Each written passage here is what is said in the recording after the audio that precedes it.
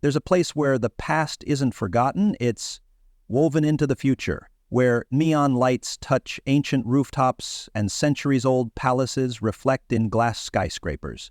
This is South Korea. Not just a destination, an experience. You arrive in Seoul and it hits you all at once. The rhythm, the movement, the pulse of something ancient wrapped in something new. In one breath, you're walking beneath the royal gates of Gyeongbokgung Palace, watching guards march in silk and armor. In the next, you're whisked away by high-speed metro into Gangnam, where the streets are lit by designer signs and robotic cafes. It's chaos, it's beauty, and somehow it all makes sense. You sip tea in a centuries-old Hanok house, then grab fried chicken and cold beer in a neon-lit alley 2 hours later. You shop for handmade crafts in Insadong by day, and by night, you're under the spell of K-pop beats blasting from a rooftop bar. And then you leave the city. Out in the countryside, the speed slows, the silence deepens. The mountains of Seoraksan rise like myths from the earth, their peaks often shrouded in fog.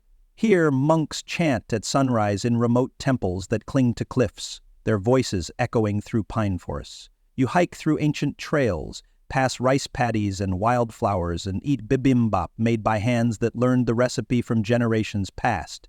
In Busan, the ocean breeze brings another flavor of life. Markets buzz with fresh seafood, and beach cafes play lo-fi jazz as locals sip iced coffee by the water.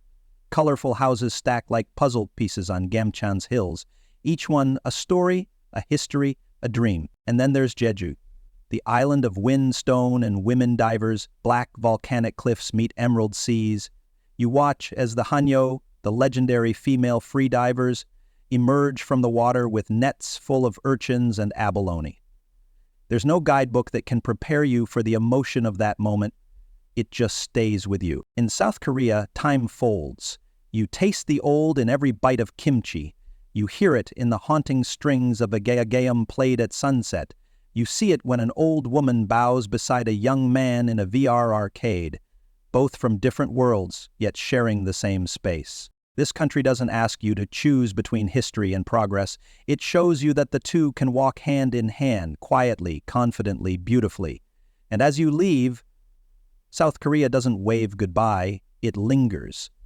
In your senses, in your photos, in the silence after you land back home. Because once you've felt its rhythm, tasted its soul, and stood where dynasties once ruled, you never really leave.